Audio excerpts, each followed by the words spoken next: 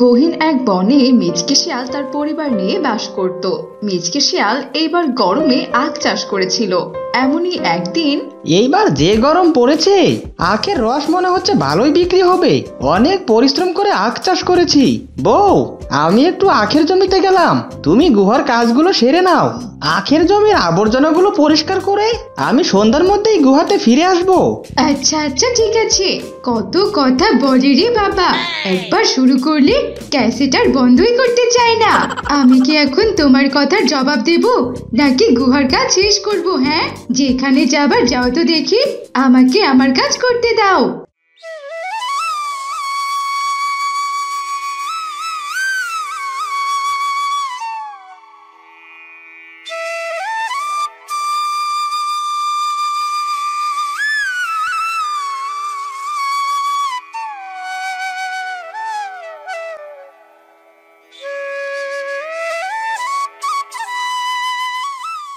আরে আরে, এ আমি কি দেখছি?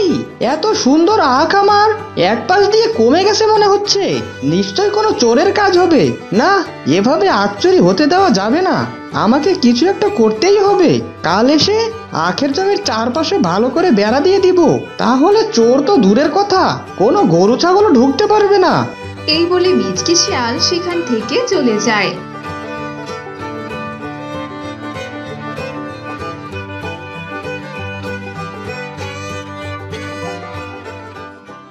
পরের দিন মিচকে শিয়াল তার আখ ক্ষেতের চারপাশে ভালো করে বেড়া দিয়ে দেয়। এভাবেই রাত পেরিয়ে সকাল হয়ে যায়।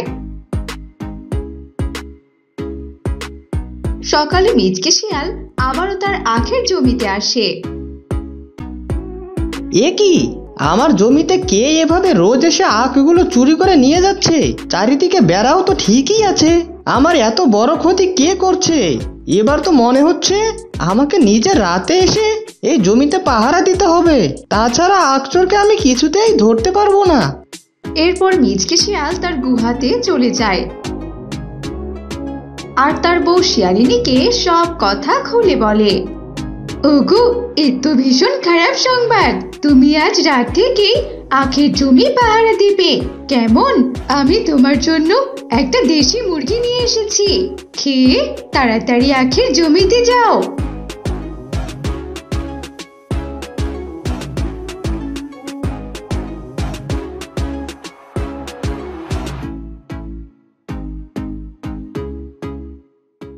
হায় হায়, এ আমি কি দেখছি?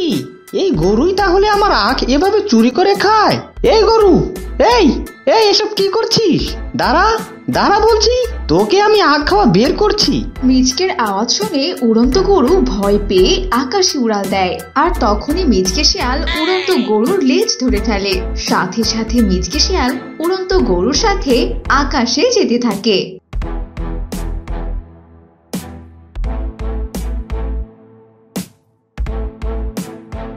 যেতে যেতে উড়ন্ত গরু আকাশে থাকা চাঁদের বুড়ির কাছে চলে যায়। চাঁদের বুড়ি মিচকে শিয়ালকে দেখে বলে, এ কি, এ আবার তুই কাকে ধরে নিয়ে এলি? এ তো একটা পশু, সাধারণ পশু হয়ে এ কিভাবে এই চাঁদের দেশে এলো? চাঁদের বুড়ি, আমি তোমার উড়ন্ত গরুর সাথে এখানে এসেছি। তুমি জানো চাঁদের বুড়ি, তোমার এই গরু রোজ রোজ পৃথিবীতে গিয়ে আমার আখের জমি থেকে সব আখ চুরি করে খায়। আমি একজন গরিব পশু, তুমি এর একটা বিহিত করো বুড়ি। সবই তো বুঝতে পেরেছি। এই হতচ্ছাড়া, তুই আবার কেন ওর জমির আখ চুরি করে খেয়েছিস বলতো?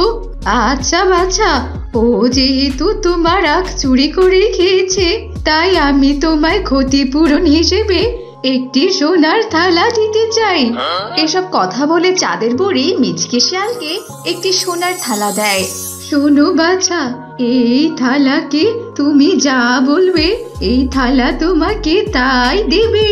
তবে হ্যাঁ, এই থালার ব্যাপারে তুমি কাউকে কোনো কিছুই বলবে না। লোভ কিন্তু মানুষকে ধ্বংস করে দেয়, তাই তুমি নিজেও কখনো লোভ করবে না। এরপর মিচকে শিয়াল সোনার থালা নিয়ে আবারও উড়ন্ত গরুর সাহায্যে পৃথিবীতে নেমে আসে।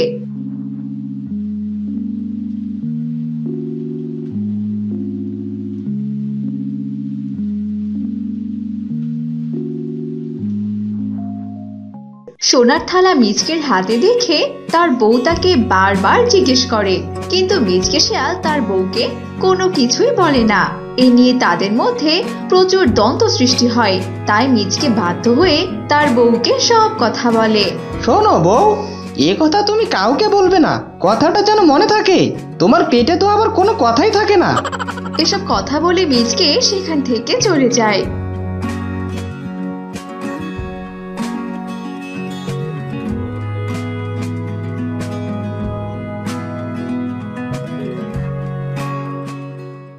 কিন্তু মিচকের বউ সোনার থালার কথাটা কিছুতেই পেটে বন্দি করে রাখতে পারছে না। সে এক এক করে বনের সব পশু পাখিদের সোনার থালার কথা বলে দেয়, আর তাদের বলে তারা যেন কাউকে না বলে। এভাবে চাঁদের বুড়ির দেওয়া সোনার থালার কথা পুরো বনে ছড়িয়ে পড়ে, আর সব পশু মিচকের গুহার সামনে এসে ভিড় জমায় আর মিচকেকে বাধ্য করে সোনার থালার কথা বলার জন্য।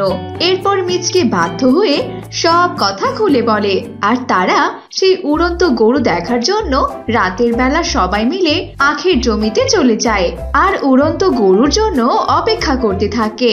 সেই সন্ধ্যা থেকে উড়ন্ত গরুর জন্য অপেক্ষা করছি, এখন তো মাঝরাত হয়ে এলো, এখনো তো উড়ন্ত গরুর চিহ্নটিও দেখতে পাচ্ছি না।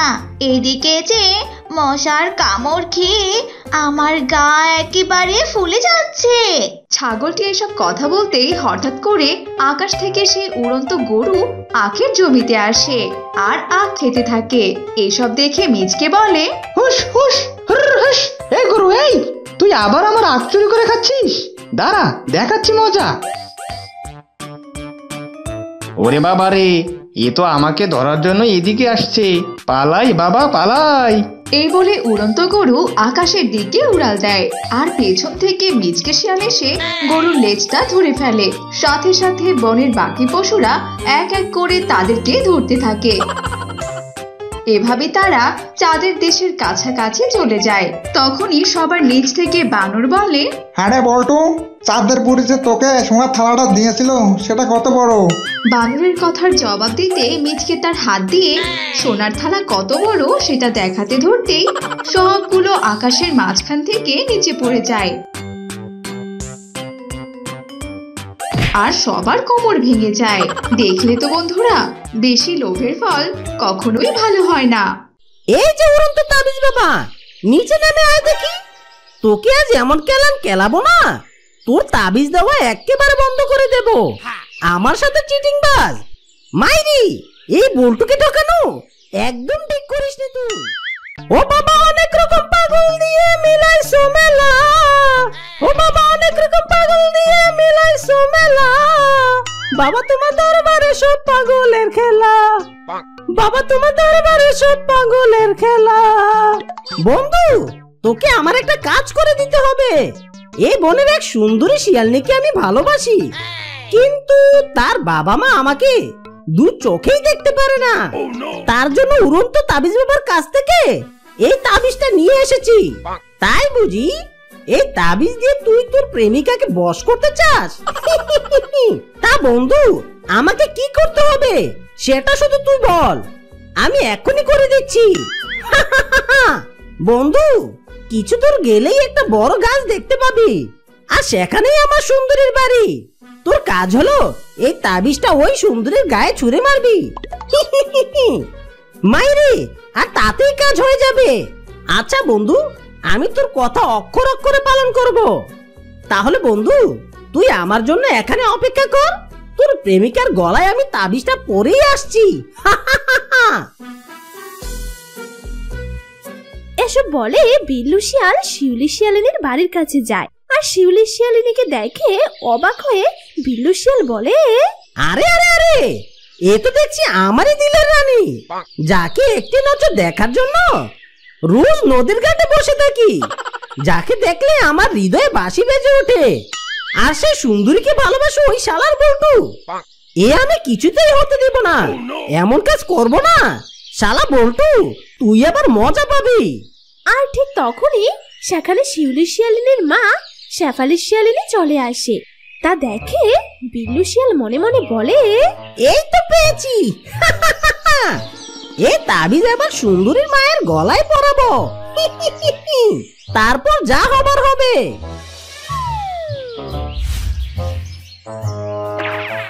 আরে আরে, মনে হচ্ছে আমার গায়ে কিছু একটা পড়লো। আর আমাকে দেখে এই ছোকরাটা এভাবে পালিয়ে গেল কেন? আজকালকার ছেলেদের কি যে হয়েছে কিছুই বুঝি না বাপু। যখন তখন জগিং করতে চলে আসে। এরপর শেফালি শিয়ালিনী সেখান থেকে চলে যায়। কিছুক্ষণ পর, কি রে বন্ধু, সে কখন থেকে তোর জন্য দাঁড়িয়ে আছি, তা কাজ কি হয়েছে? জায়গা মতো তোর প্রেমের তাবিজ দিয়ে এসেছি, এখন শুধু তোর অপেক্ষার পালা। বন্ধু, একটু পরেই টের পাবি প্রেমের টানে কে আসে। বন্ধু, তাহলে আমি এখন চলি রে। এসব বলে বিল্লু শিয়াল সেখান থেকে চলে যায়। আর রাত হতেই বল্টু শিয়াল বাঁশি হাতে নিয়ে বাগানে আসে। উড়ন্ত তাবিজ বাবা বলেছে, উড়ন্ত তাবিজ বাবা বলেছে এই বাঁশি বাজালেই আমার শিউলি রানী আমার কাছে চলে আসবে। তারপর তাকে নিয়ে আমি এই বন ছেড়ে অনেক দূরে চলে যাব।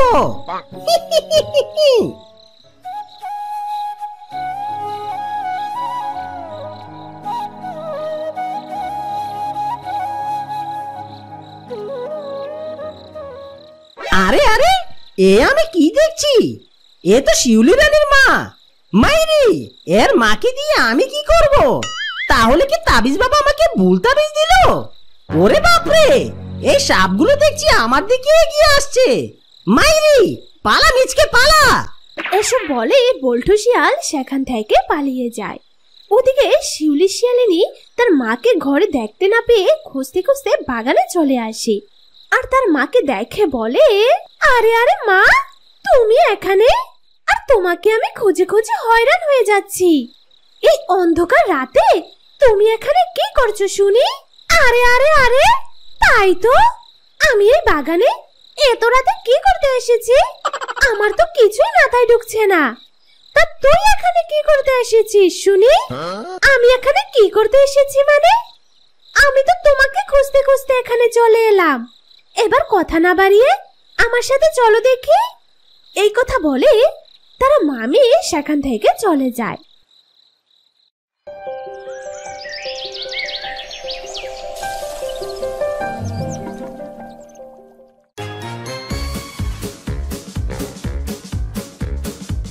পরের দিন সকালবেলা বল্টু শিয়াল লাঠি হাতে করে উড়ন্ত তাবিজ বাবার কাছে যায় আর বলে, এই যে উড়ন্ত তাবিজ বাবা, নিচে নেমে আয় দেখি।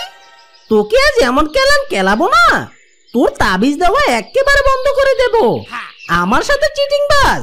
মাইরি, এই বল্টুকে ঠকানো একদম ঠিক করিসনি তুই।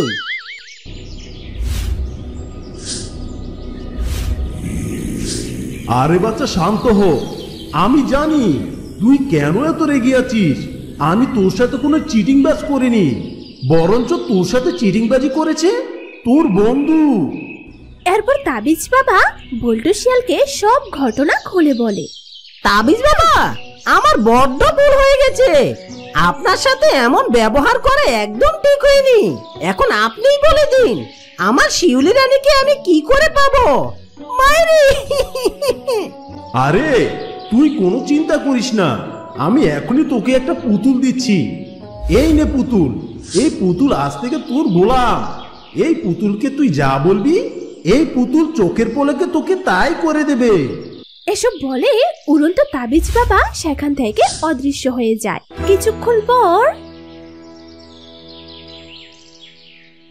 শালার বিল্লু, তোকে যদি আমি পানিতে চুবাতে না পারি তাহলে আমার নাম বল্টু না। প্রথমে তোকে দিয়েই শুরু করি। এই যে জাদুর পুতুল, এখনই তুই বিল্লু শিয়ালকে পানির জলে চুবিয়ে মার। এটাই হলো ওর পাপের শাস্তি। এই কথা বলার সাথে সাথে বিল্লু শিয়াল হঠাৎই পানিতে পড়ে যায়। আর সাঁতার না জানার কারণে সে সেখানে ছটফট করতে করতে সেখানেই মারা যায়। এবার আমার শিউলি রানীকে আমার কাছে এনে দাও জাদুর পুতুল। এরপর শিউলি বল্টু শিয়ালের কাছে আসে আর তা দেখে বল্টু শিয়াল হেসে হেসে বলে, উড়ন্ত তাবিজ বাবা, তুমি আবার খাঁটি সোনা এনে দিয়েছো আমাকে। আমি আর কিছুই চাই না গো। উড়ন্ত তাবিজ বাবার তুলনাই হয় না। তা সুন্দরী শিউলি রানী, চলো এবার আমরা এখান থেকে কেটে পড়ি। এরপর বল্টু শিয়াল শিউলি শিয়ালিনীকে নিয়ে সেখান থেকে চলে যায় আর সুখে শান্তিতে তারা সংসার করতে থাকে।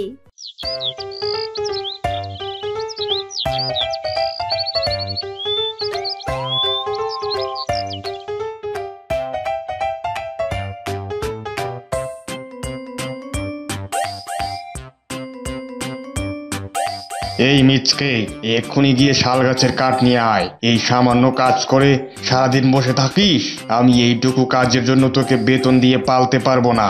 আজ যে করে হোক শাল গাছের কাঠ আনা চাই, নইলে তোর সারাদিনের টাকা কেটে রাখবো, এই আমি বলে দিলাম। মহারাজা, আমি অবশ্যই শাল গাছের কাঠ নিয়ে আসবো। এই বলে মিচকে শিয়াল শাল গাছের কাঠ আনার জন্য রওনা দেয়।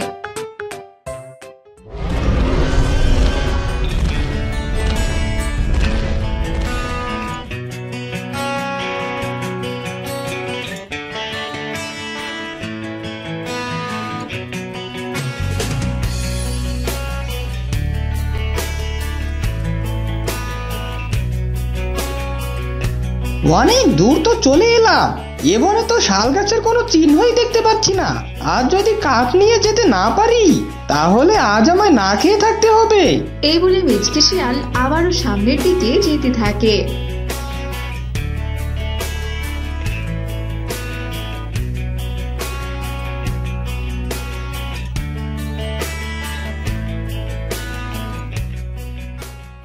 আরে, এই তো একটা শাল গাছ, কিন্তু এত বড় গাছে আমি কি করে উঠবো?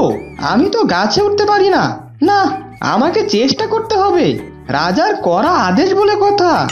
এই বলে মিচকে শিয়াল শাল গাছে ওঠার জন্য লাফাতে থাকে, কিন্তু সে কিছুতেই গাছে উঠতে পারে না। এমন সময় মিচকে গাছের মাঝখান থেকে পড়ে যেতে ধরে, আর ঠিক তখনই এক নাগিন এসে মিচকে শিয়ালকে নিচ থেকে ধরে ফেলে। বলছি, এই শিয়াল, তোমার কি জীবনের প্রতি কোনো মায়া নেই? আজ যদি আমি সময় মতো এখানে না আসতাম তাহলে তো তুমি এখানেই মরে যেতে। নাগিন বোন, গরিবের বেঁচে থাকলেই বা কি, আর মরে গেলেই বা কি? আর যদি শাল গাছের কাঠ নিয়ে যেতে না পারি তাহলে বনের রাজা আমাকে কোনো টাকাই দিবে না, আর টাকা না পেলে আমাকে যে না খেয়ে থাকতে হবে। তুমি আমার জীবন বাঁচিয়েছো বোন, তার জন্য তোমাকে অনেক ধন্যবাদ। আর আজ থেকে তোমাকে আর কষ্ট করে কাঠ কাটতে হবে না, আমি তোমাকে কাঠ দিচ্ছি। আর আজ থেকে আমরা দুজন বন্ধু হয়ে থাকবো, কেমন? তুমি রোজ রোজ এখানে এসে আমার সাথে দেখা করে যাবে। এই বলে নাগিন মিচকে শিয়ালকে শাল গাছের কাঠ এনে দেয়। নাগিন বন্ধু, সত্যি আমি উপকারের কথা মনে রাখবো। আমি রোজ এখানে এসে তোমার সাথে দেখা করে যাব। এরপর নাগিন সেখান থেকে চলে যায়। এভাবে মিচকে শিয়াল নাগিনের সাথে এসে দেখা করত, আর তারা দুজন খুব ভালো বন্ধু হয়ে যায়।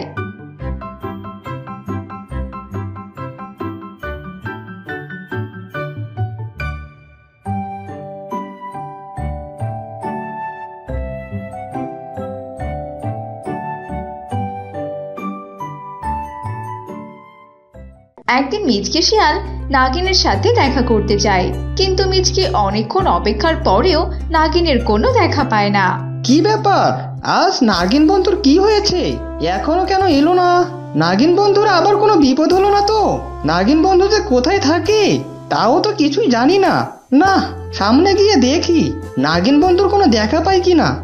এই বলে মিচকে শিয়াল নাগিনকে খুঁজতে যায়।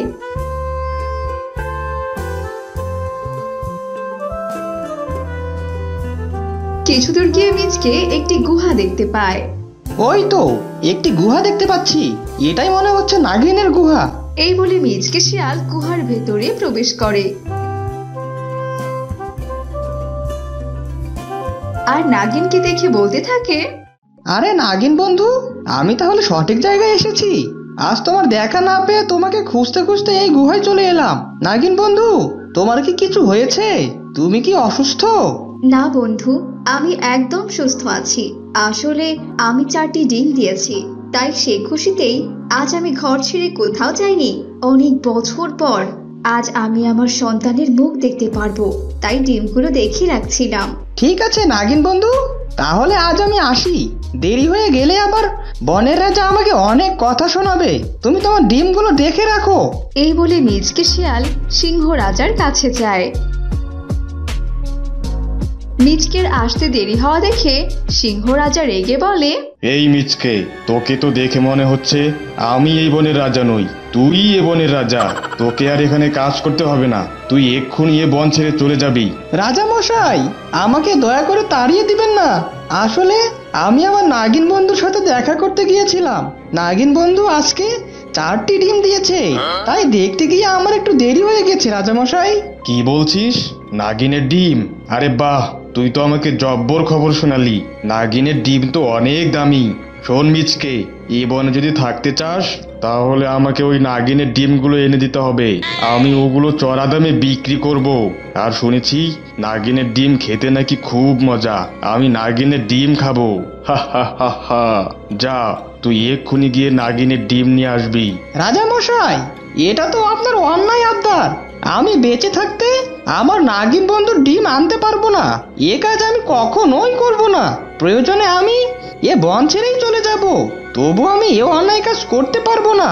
কি, তোর এত বড় সাহস? আমার মুখের উপরে কথা বলিস?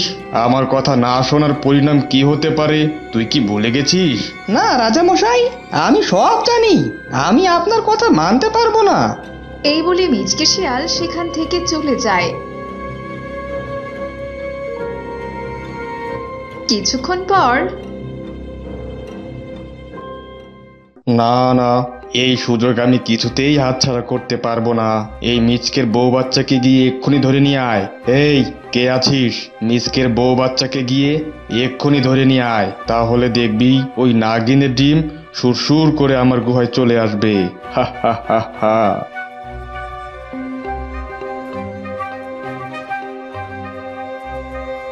সিংহ রাজার কথা মতো 2 গর্জিলা গিয়ে মিচকের বউ বাচ্চাকে ধরে নিয়ে আসে। আর এই খবর মিচকে শুনতে পেয়ে ছুটে নাগিনের কাছে যায় আর নাগিনকে সমস্ত কথা খুলে বলে। নাগিন বন্ধু, আমি যে নিরুপায়, তোমার ডিম নিয়ে না গেলে বনের রাজা আমার বউ বাচ্চাকে মেরে ফেলবে। বন্ধু, তুমি কোনো চিন্তা করো না, ওই রাজার শেষ সময় চলে এসেছে। এক কাজ করো, তুমি এখনই 4টে মুরগির ডিম নিয়ে এসো, তারপর যা করার আমি করছি।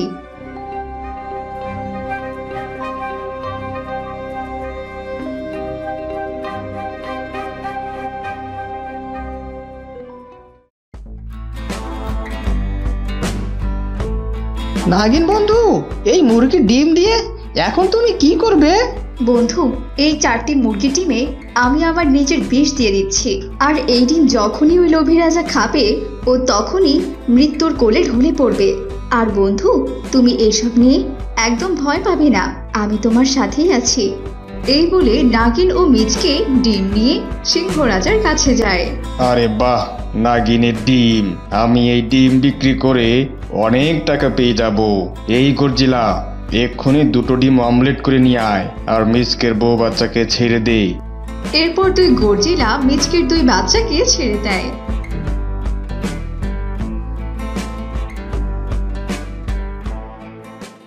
আর 2টো ডিম অমলেট করে বলে, আরে, এই ডিমের অমলেট দেখে তো আমার জিভে জল চলে এলো। এই একটা ডিমের অমলেট আমরা 2জন খাবো আর একটি রাজাকে দিব। আহা! এই বলে 2 গর্জিলা একটি ডিমের অমলেট খেয়ে নেয়।